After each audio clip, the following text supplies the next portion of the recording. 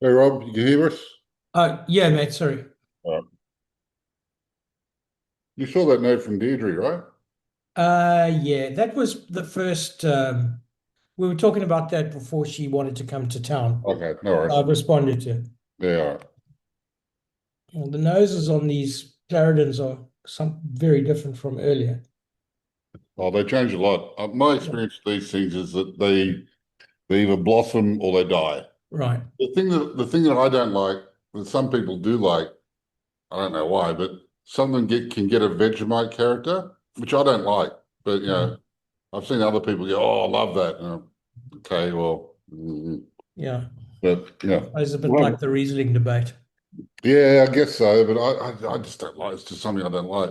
Other people go, "Oh, I love the umami," and I go, "Ugh." Yeah. I like it on my toast, but I don't like it in a glass of wine. But I must say the phenolics on the Gralyn are very similar to how they presented this morning. Obviously a bit more subdued, but there's a sense of cleanness about the noses on these three, which is really, really quite nice. I Um, I'm I haven't had a expect go. I'm I'm only, expecting the body of them to show that, that classic Greyland sort of, I don't want to say fortified, but there's a richness, a sort of denseness to the Greyland cabs and Shirazes that. I haven't tried this batch, and I haven't had this. Well, I, the last one I had was with you at Chen's, I can't remember, some restaurant, and bar time, and it was the '04 Shiraz. no, that. Oh, yeah, yeah, yeah. Okay, yeah, yeah, yeah, yeah. Jeez, have we got that tonight or not? Yeah, it's number three. Number three is the '04 Shiraz. Yeah. Maybe what we should do That is was just a year work. ago. What's that? That was a year ago. Yeah. He's not in business anymore. Bloody hell, no. So Over. some background for the recording for the people who aren't watching tonight. It's taking a bit of a time capsule look at these wines. Historically, they came to us, started coming to us about 10 years ago, or even longer. And it's for some strange reason in the last period of time, maybe the last 6 months or 12 months, we've been shown them again, which we've taken. But the trick with these sort of wines is to keep taking their temperatures and to make sure that they're still presenting the right way. So it's for that I'm quite grateful the level of interest we have tonight, so that we can look at them together in this kind of environment, and share what we think about them, and how to really present them to the database moving forward. I've chosen Grayland first, mainly because it's definitely going to be the showstoppers the night. We had a huge response to the wines when we showed them a short while ago, probably about 6 weeks, something like that, and there was a big uptake. The pricing that we show are at a significant discount to the cellar door pricing, which is probably a lot of what has created that first initial uptake. And now we can look at them in the sort of cold light of day and analyze them for what they are, as opposed to what they might be selling for anywhere else in the world.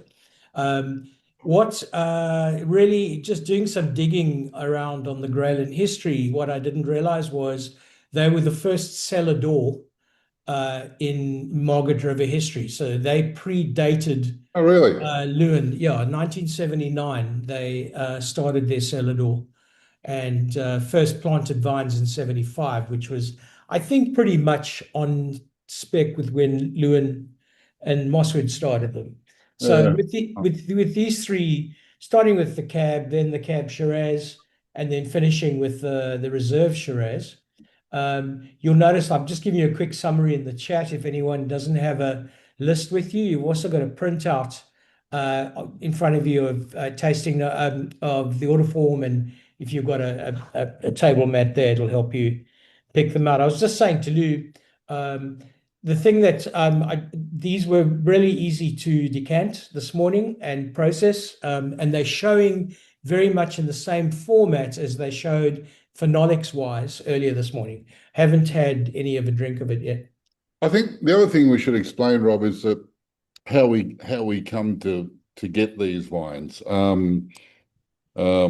The process by which they come to us is these are all ex-investment wines that are owned by Singaporeans in Singapore bond, and inevitably someone either leaves the country or dies or whatever, or has simply forgotten that they own these things.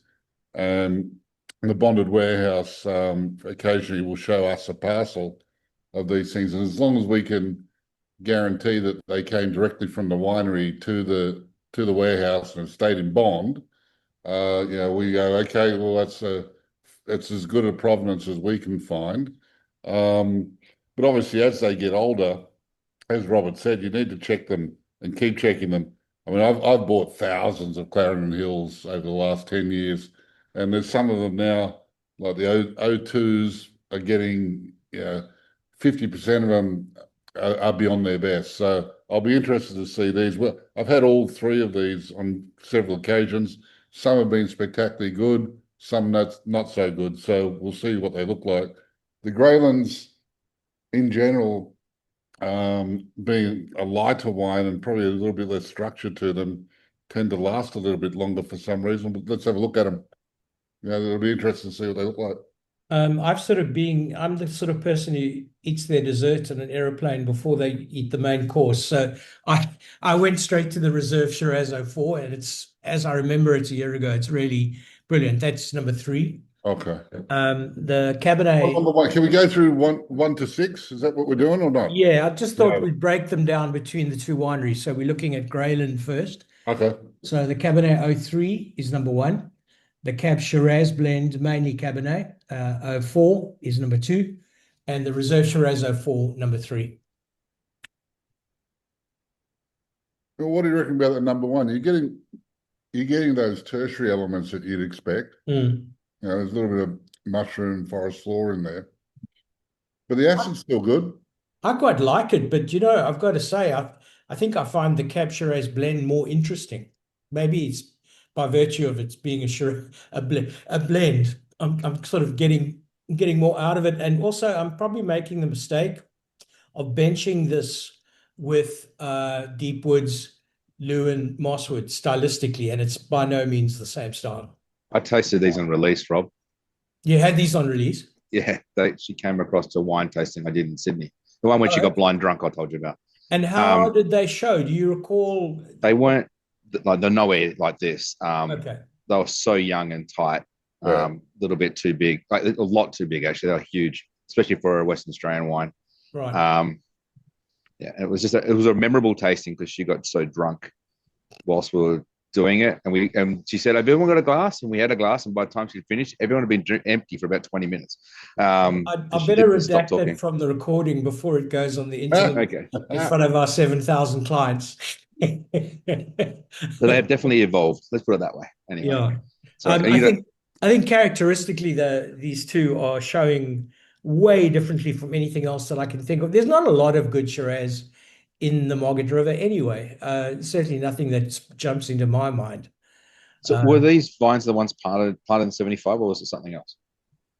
Were they planted when they were planted? Yeah.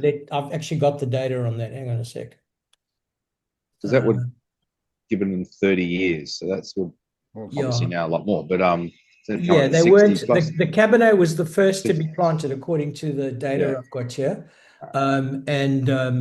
the other, the Shiraz subsequent, but certainly Gralyn's more famous for its fortifieds. And I wonder if the winemaking, and I'm probably being a bit out of field, but maybe if one focuses as a fortified winemaker, are there components of the viticulture and the winemaking that might creep their way into the table wine style, or would it be quite different from the rest? And the reason why I'm thinking that is the style of these wines are big. they're so different from, and not big in a tannic way, big in an unctuous, round, central palate kind of way. And I'm wondering if it's a technique in the winemaking as opposed to the terroir. Well, it sounds like she was copying. The alcohol's huge, but it's also the other part is that she was you can say that Gralyn was looking at what other parts of the world was doing in Australia anyway at the time, because Shiraz was being planted pretty much in the Barossa. There wasn't as much cab. So they were looking at something different. So maybe the wine styles are coming from that part of the world as well. I'm just asking my mate Claude. I never go how is anywhere Claude? without him about the alcohol component.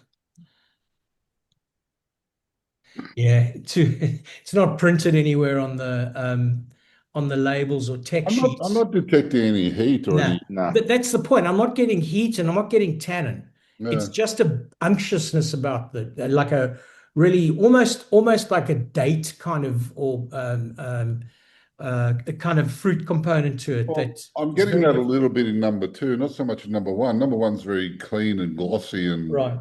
and prim and proper, but number two's a bit more, yeah, a bit funkier and spicier. Yeah, that'll be the Shiraz for sure.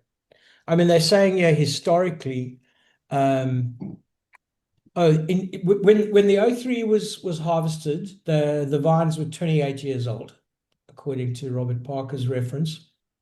And at the time won a gold, or a couple of years later, presumably, won a gold at the Sydney Royal. And they guessed that given previous tech reports would have been 14 to 14.5%, which is not, maybe at the time was, no, in fact, at the time, there were a lot of people producing 14.5% Not Cabernet. crazy. But Lou, you also see when you compare the plain Cabernet to the Cab Shiraz, I don't know about your glass, but mine's way glossier. It's showing a lot more. Which one? The Cab Shiraz showing a lot more. There's a life to the wine that seems to be less evident in the Cabernet. You're enjoying the Cabernet more than me, I think. Yeah, I am. Yeah, but I mean, they're doing exactly what they're supposed to do, I think. Yeah. The Shiraz is definitely filling out the palate in the second one a lot more. Yeah. It's a much broader. It's got a deep bass note there that the first one hasn't got. The first one's almost a lot prettier and more lighter on its feet, a bit more elegant. Second one's got a bit more punch to it. But Yeah. I'm sure that's coming from the Shiraz. I haven't tried the third one yet. Well, in terms of line of sight and longevity, these things, I can't see any reason why they won't keep going for a long time more.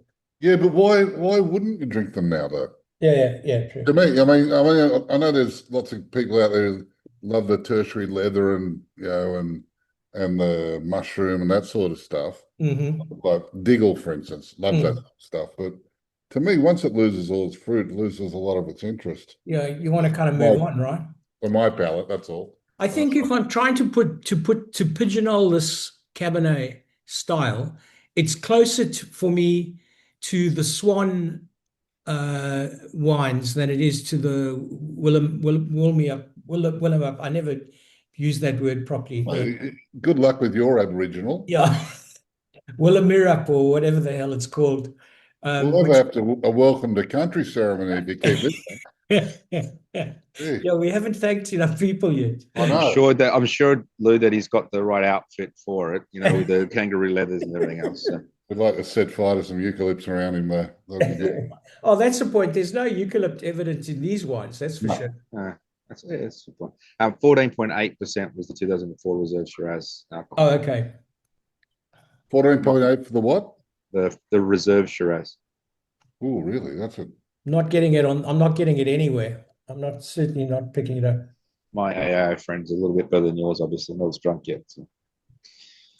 Yeah, you know what? I mean, it's great, but I'm still leaning towards number two, just as a personal preference. Maybe I'm just being objectionable, but yeah, Hugh and Hook loved it. 98 points for the Reserve Shiraz. Really? When did you do that testing, though? That would have been 10 years plus ago. It would have been a fair while, but that would have been on release. So because none of the guys, other than the Penfolds and Henschke ratings, ever get really looked at again. A little bit Jim Barry Omar sometimes gets looked at a second time. Certainly the length on number three just keeps going. And there's a fineness of the tannin is beautifully integrated. I like the delicacy of the tannic structure. Very different to a Barossa, frankly. Way different. I'm trying to dial into a Barossa '04 that I've had recently, probably Torbeck, probably Struy, way different style there. Alice's for me. Yep.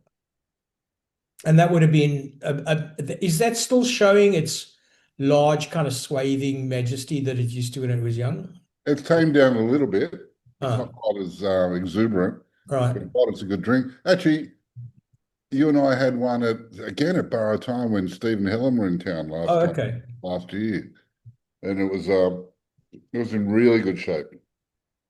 But again, it begs the question. Like, I'd like to hear what other people have got to say. You know, would you want to sell this for another 10 years? No, And what do you expect it's going to do?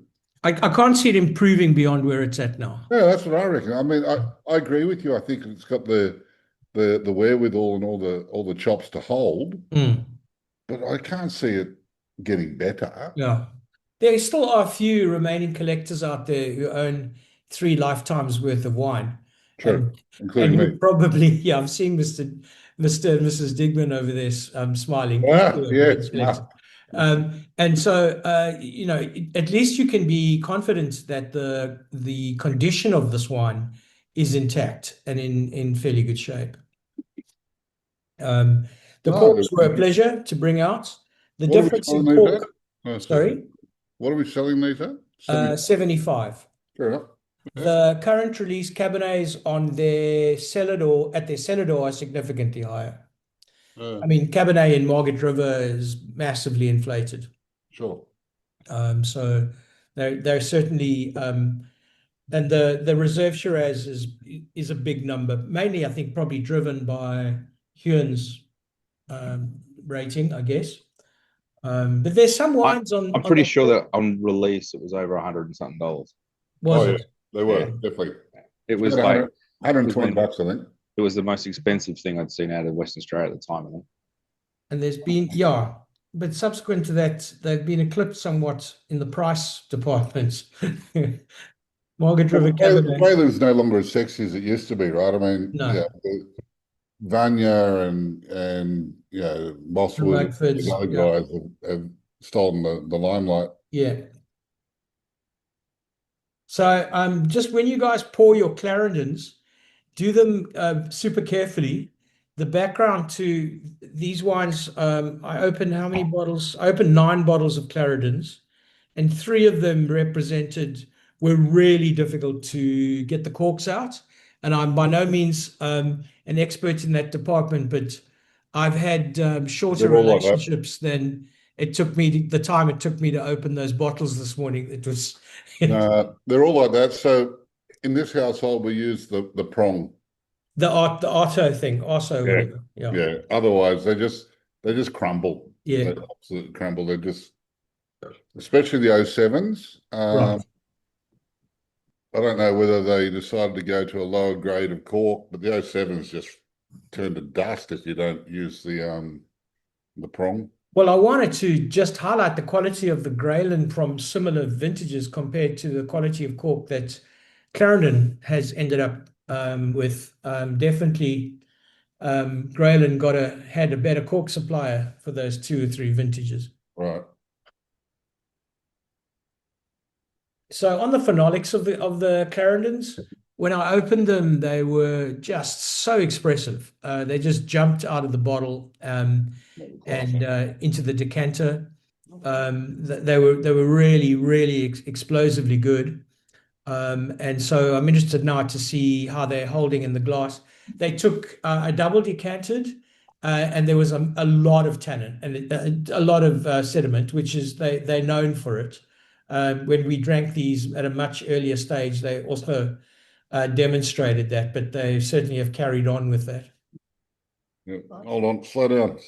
Hold on. You've got it in the chat if you want to look at the labels that we're having, the order of them. We've got, and I actually did you guys a little graph. As I'm getting older, I have to write everything down. So I may as well foist it on you guys. Where is it?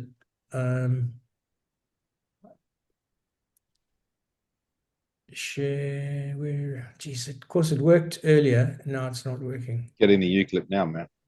Are you? Yeah. Okay. Not out of the Clarendon Hills, not out of the Gralyn. Yeah, but you expect that out of a Barossa. You don't expect it out of Margaret River. No, it's about the Clarendon Hills ones. Something good. Oh, McLaren. Okay, if you guys have a look, here's the summary of the three Clarendons by site, vintage, ratings, etc. It was quite interesting that elevation has a large role to play in differentiating these sites. You'll have a look that the elevation is shown in column C, and then of course the soil. And I really loved the description of the Piggot. The soil is notable by its absence. This is coming off their site, just solid rock and shale. So basically, the vines are on their own. They just shoved in the rocks and they've just got to deal with it. And so it's a miracle. I know that Pinot loves it so much. I didn't realize that Shiraz even survives in such a scenario. And then differentiating Moritz to Onkaparinga, an ironstone shale versus an ironstone topsoil with Moritz.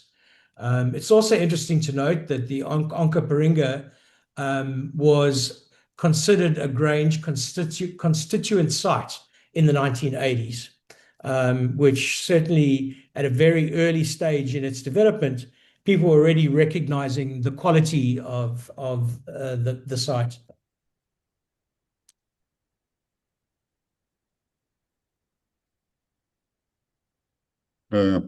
Again, These have settled down. they do that though, but it is a bit of a, when they're this age, it's a bit of a toss-up. I've had some of them that have gone straight down the sink. They never recovered. Lou, These first two are, well, my first two are in really good shape, I must say. yeah. I mean, you can tell the vintage differential. Let's take away the site differential and the terroir. You can see in that 6 the richness and the ambulance of the 06 vintage relative to the 7. Well, which 7 was definitely a a leaner. drought year. Yeah. 7 was a drought year, so that it would have got quite stressed. Our resident wine pro has just messaged us all to say, sorry, I'm busy at a dinner. He'll post his questions later.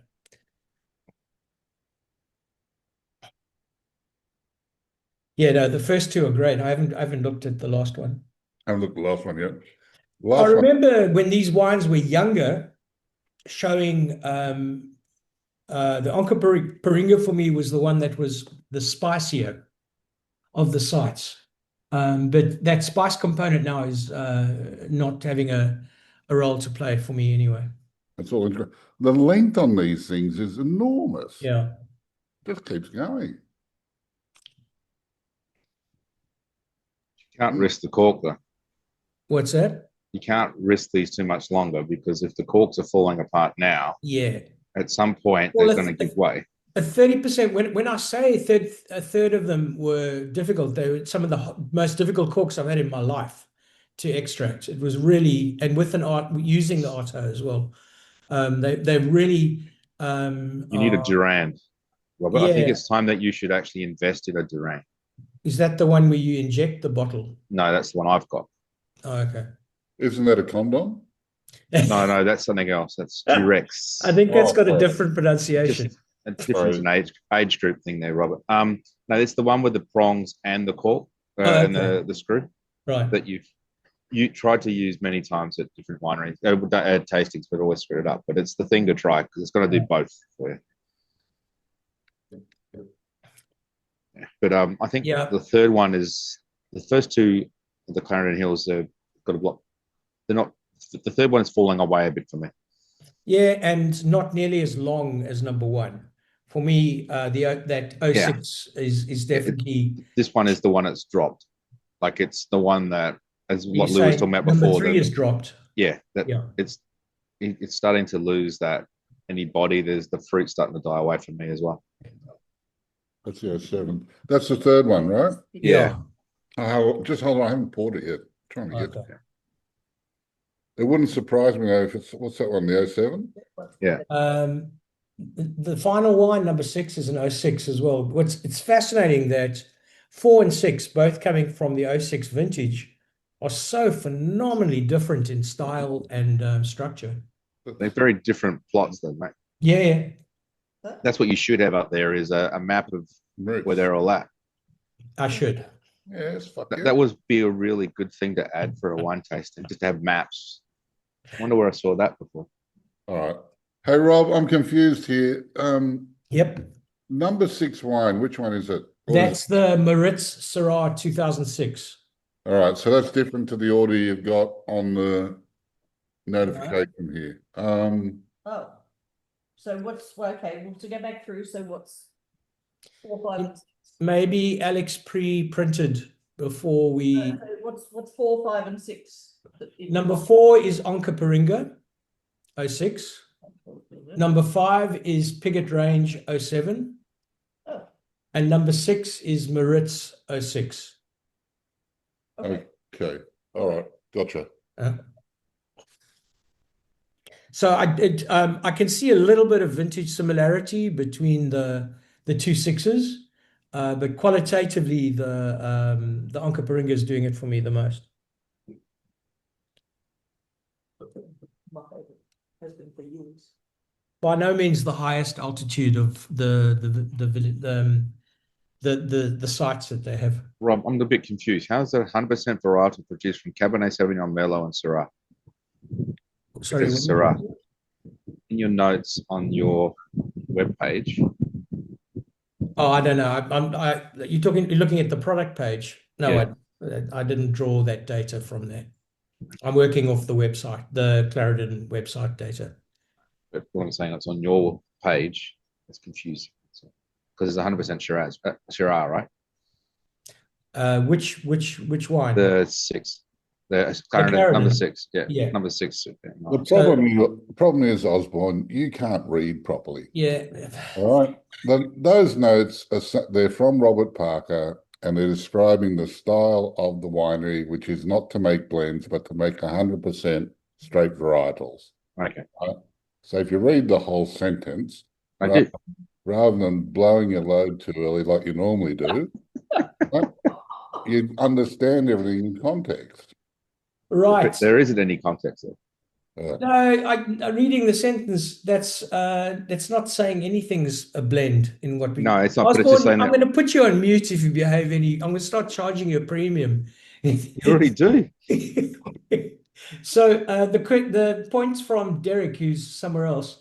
We have the privilege of having access to these great premium wines that I don't drink all the time young anymore.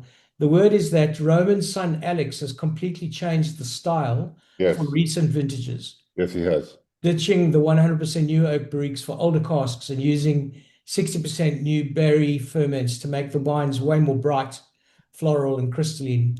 I'm sure that these dense, muscular 06, 07 powerhouses are drinking well tonight, but I think dialing back the extraction is a smart move, and we're going to miss this level of raw, old school muscle now that the general market's preference is for an earlier, approachable style. Yeah, Derek, I'd agree. And what Alex is doing is certainly tracking what the wine drinking world and to a large degree the wine critic world is looking for in an Australian Shiraz these days. Rob, you remember when these were the absolute darling of the US, right? Correct. Parker was giving them everything, and the US, you actually couldn't find a bottle in Australia. Everything was pre-booked to go to the US. That's right. And then 07 came along, and Parker stopped rating them and handed over the ratings to, was it Jay Miller?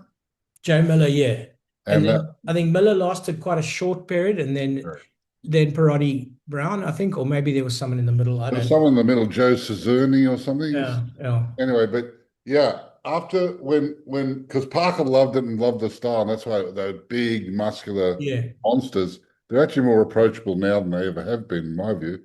But the fact was the US market just stopped buying them, and all of a sudden they went back to their domestic market and found that no one knew who they were. Yeah. And it was really quite dire for them. And a lot of a lot of Australian winemakers found the same thing, but that's what forced the style to change again, because these were clearly being made for one certain palate. And it was very successful while it lasted. And then once Parker left the scene, It was all over. I remember the urban legend was that Roman, the story that I'd been told, and there's always three sides to these stories, but the version I got given was he was the only Australian winemaker to get a private audience with Parker back in the day. Such was Parker's preference for him. He liked him so much, and apparently it was really hard to get an audience, and he was certainly someone who managed to make. Roman had the extra gravitas of being an MW, though. Oh, was he? I didn't know. I believe so. Correct me if I'm wrong, but I believe he was one of the first ones. Oh, okay. That's interesting. I didn't realize that. But certainly, I seem to remember that was his thing. Reading the media before tonight, just on Clarendon Hills generally, the current releases are enjoying Wine Advocate 97s and 96s at the moment. There you go. So that says that they've actually changed their style to meet their market. And I think a lot of winemakers wish that they had that flexibility or that. Is that Aaron Larkin looking at him now? I would imagine Aaron's the one who's looking at it for Wine Advocate. Yeah. All right. Well, there you go. They've gone full circle and back to the top. Good. Yeah. Good. It's interesting though, Lou, because when I think of current release, oh God, what's the one that we sell so much out of the Barossa? A Dan Standish. Yeah. Current release Standishes for me still seem to emulate that big style, although hyper. There's no overt tannic structure. They seem quite resolved at an early stage. They're very ripe. Yeah, that ripeness, which I wonder is it that popular still? But it must be, because that it's enjoying massive ratings, 99, 100, etc. Yeah. I haven't had the chance to look at them at an older stage. I haven't really tasted the Standishes with age on them, so I wouldn't know how they travel. No, they'll get drunk way too early, frankly. All right. So what about these ones then? Would you want to hold them a lot longer or not? No. Wouldn't? No. And in fact, I would be cellaring them so that horizontally, to try and get those corks to be in exposure to as much of the wine as possible. Because I think you drink them now. They're not going to get any better. And if anything, they were probably better 2 years ago, right? Yes. Yeah. Now is the moment. Yes. Yeah. They're studying what McLaren used to. Correct. I guess. I think that's what makes this so interesting. Is it's looking down the telescope when we don't have much opportunity to do this, and look at stuff that's now 20 years old and matching it to current palates and current demands, and according to Osborne, current grammatical errors, which appear to be less prevalent in the tasting notes. He never passed a single English test, that man. Hey, I didn't finish high school. Stop giving me shit. Well, that's obvious. So, Mind you, he was underwater for a very, very long time. A long time. It's Had to read a lot. pressure. clearly affected his brain. That's all right. Knowing you guys have done that. So the brightness of number one, the finish on number one, I'm talking about Clarendon Hills, sorry, number 4. No. The length and the brightness wins it for me of the 3 Clarendons. But they're all, you got to admit, all 3 of them have got extraordinary long finish. They're just there. And that's what Parker used to always rave on about, the over 1.5 minute to 3 minute finish in the Clarendon Hills. That's right. Yeah. I think he was talking about Australis when he's referencing that. Yeah. But Australis is still punching at $400, $500. Yeah. But it's been that for a long time though, right? Yeah. It's gone up. It would be interesting, Rob, just saying, you said something before, maybe it was Lou, about the difference in people's palates today, getting them to try these wines that are older, to see like a younger audience, which you don't have any access to. They'd probably be seduced by the fruit and the softness of the wine. what these wines are not giving us that they did 10 years ago was masses of alcohol. I remember doing big tastings of every Shiraz ever produced in a vintage from Clarendon Hills, and it was just alcohol bereft. And to my dying day, I remember that one dinner at New Uben Seafood where somebody had more than their allocation of. I was there. Oh, you were there. That's right. You were at the table. Oh, yes. Thank you very much for bringing that back up, Robert. Literally, yeah. Well, There was that dinner, and the other famous dinner was when we opened all the Ringlands. And those were then 16 percenters, 15.5 percenters. I just sat there and thought, I'm never going to get downstairs. It was just, it was a really rough dinner. but again, none of these Clarendons are showing any sign of heat at all. No. It's tailed off, like, yeah. It's nice. Certainly the heat that they showed 10 years ago has dissipated. It's just not there.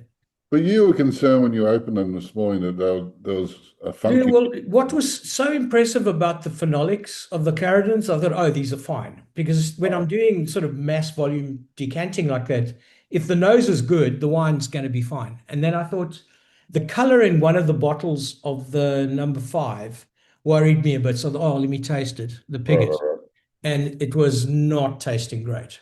Right. So I was then really worried, and tasted everything, all 3 Clarendons, and they all to a certain degree manifested that a kind of leanness, insipidness about them. They just were not pleasurable at all. Yeah, what I found, again, I'm repeating myself, but I find that when you open them up, forget them, decant them, walk away for an hour, and they will change. Yeah. But not all of them will change for the better. Yeah. Yeah, because at this age, I'm afraid some of them, have lost their Zimmer frame and but some of them get this Vegemite umami character, which I really don't like. Some people like it. I think we're escaped that tonight. No, none of that here. Yeah. None of that here. They're all pretty clean. Like my wife Diane doesn't mind it. Well, I detest it. I really like that flavor. But no, these are all clean. Excellent. Well, everybody, thank you for joining us tonight. Enjoy the rest of your weekend. What's everyone's favorite? I'm curious to know. Oh, yeah. Let's have a vote for number 1, the Cabernet 03. I like that. Just throw it in the chat, and then I'll keep a record. Oh God, you're making us work. No votes? You're making us work. I like Cabernet. Okay. You could create a poll in this, in your room. Yeah, I'm not tech savvy enough. Give me a break. I've been dealing with AI all day. So Di's voting for the Cabernet. Di's gone for number 1. Number 1. You can only Matt? vote once, Di. Matt's going for 1. Very different than the Clarendon Hills because they're very different. Yeah. I'm gonna And I'm going for the Onkaparinga. Hao Sheng's going for number 3, so that's the Reserve Shiraz 04. I'm gonna be just two people contrarian. putting their fingers up now. You can watch what's going on the screen, Robert. What? Or, Oh. So for number 1, Hayong? Number 2. Yes. Number 3. Okay, got it. Okay. So it looks like number 3 has it, the best Gralyn one. Reserve Shiraz 04. I'm going to go back and taste the rest of these. Oh, thanks, Vernice, because I'm a number 2 fan. I'm glad I'm not alone. Pretty good. You always accuses me of being contrarian, and I thought I was going to have to wear that again tonight. But I really like that sort of that combination of what the Shiraz brings to the Cabernet. I think it gives a different kind of character to the wine. So that's super interesting. If you guys want to order anything, I will throw the link down when I send you the video recording later tonight. 10% off for anything that you want from these tonight, and we'll process them for early next week. So thanks for coming. Next week is the Penguin wine tasting. All of you if any of you want to get involved, we still have stock. Fast Track got it for nothing. So if any of you don't have a pack yet and still want to pack, email me and we'll sort a pack out for you. We want to have some serious input on those wines next week. So hasta la vista. We'll see you next week. Thank you. Thank you. Bye. Thank you. 뭐라는지 모르고 하진 않았어. 무슨, 저번에 50%나 나요, 요번에 40%네.